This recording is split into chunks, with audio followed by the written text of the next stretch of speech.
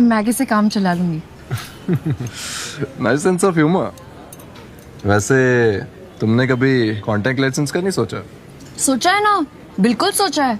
ये सोचा है कि कांटेक्ट लेंस लगाना ही नहीं है। रियली? बट आई थिंक लड़कियों के लिए तो स्पेक्स से ज्यादा बेटर कांटेक्ट लेंसेज हैं, नहीं? तुमने कभी ब्रेन इम्प्लांट के बारे में सोचा है?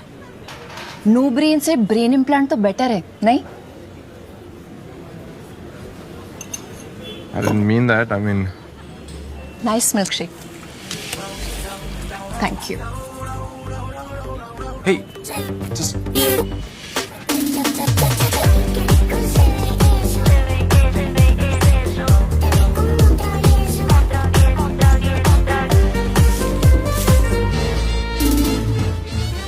माँ रोटी देना जरा, बस एक। हाँ एक।